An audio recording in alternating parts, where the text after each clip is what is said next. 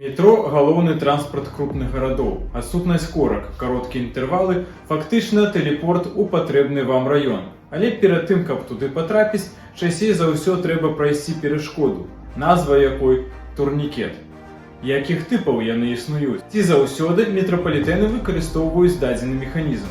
Дзе ўжываліся першыя турнікеты і ці патрэбныя яны ў транспарце? Усё гэта вы даведаецеся зараз цягам найбліжэйшых 10 хвілін.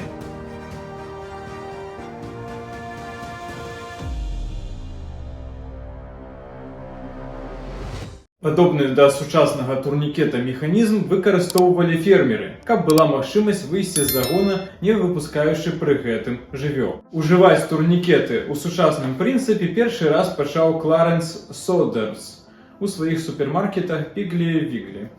Гэта 1916 год, лонданскае метро, напрыклад, ужо даўно існавала.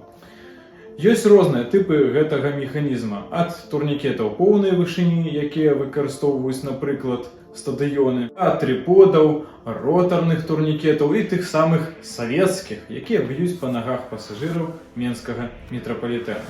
Чаму іх сталі выкарыстоўваць у метро? На першы погляд, гэта гарантавана ратуе ад безбілетнікаў. Дадайце сюды дакладны падлік пасажырапатоку, магчымасць рэгуляваць трафік. Часам некаторыя станцыі працуюць толькі на ўваход ці толькі на выхад падчас, напрыклад, спартовых матчаў і чагосьці падобнага. І ў такіх закрытых памяшканнях, як станцыі метро, у тэорыі ніхто, акрамя тых, хто купіў квіток, не можа патрапіць на станцыю. Але тэорыя адна, а жыццё зусім іншая справа. Па-першае, самі турнікеты рэч не танная, якая патрабуе абслугоўвання і дагляду. Фактычна гэта ўжо больш грошай, чым плаціць заробак кантралёрам на станцыі. Большасць турнікетных сістэм магчыма падмануць, пераскочыць, или штосьці там падобнае.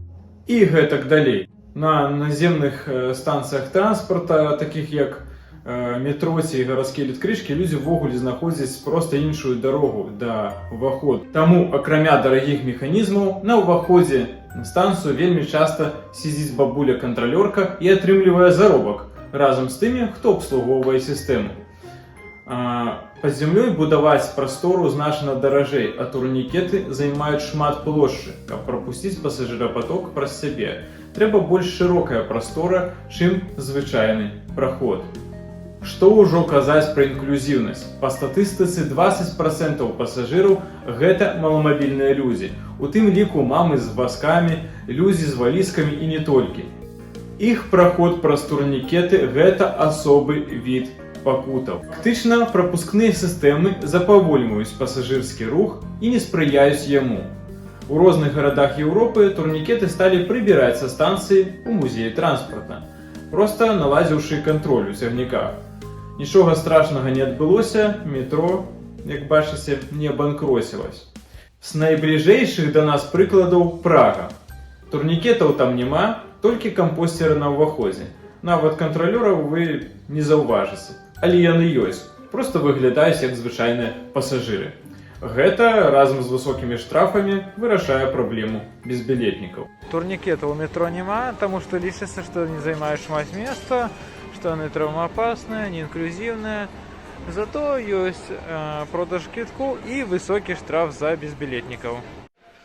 Больш за тое, з артэфактаў тут ёсць і турнікеты, якія у Мінску існуюць і зараз.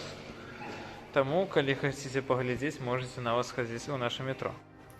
У Варшаве, дзе я жыву, увогуле сітуацыя нашмат цікавей. На станцыю афіцыйна можна патрапіць без турнікетаў. На ліфтах пасля выхаду стаяць кампостеры і ўваход такі ж вольны, як у Празе. Таму па цягніках рэгулярна ходзяць кантралёры і правяраюць пасажыраў. Але на ўваходах праз сходы турнікеты чамусьці ёсць, што значна запавольнівае рух, стварае праблемы, ды і пераскочыць іх як мінімум на першай лініі магчыма. Кожны дзень такое бачу. То бок варшаўскія турнікеты гэта проста нейкі бар'ер дзеля бар'ера. Мясцовая арганізацыя «Мяста есть наше», што па-беларуску значыць «Горад наш». Памятаеце такую крычалку? Зараз актыўна прасоўвае петыцыю аб тым, каб гэтыя турнікеты прыбралі. У іх няма аніякай функцыі, акрамя перашкоды і расходаў на абслугоўванне. Калі вам неабыякава, можаце таксама падпісаць петыцыю.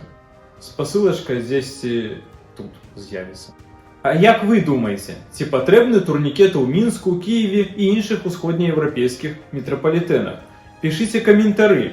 Яны вельмі дапамагаюць распаўсюдзіць ролік праз алгарытмы YouTube. Не будзьце абыякавымі да свайго горада і краіны. Да новых сустрэч!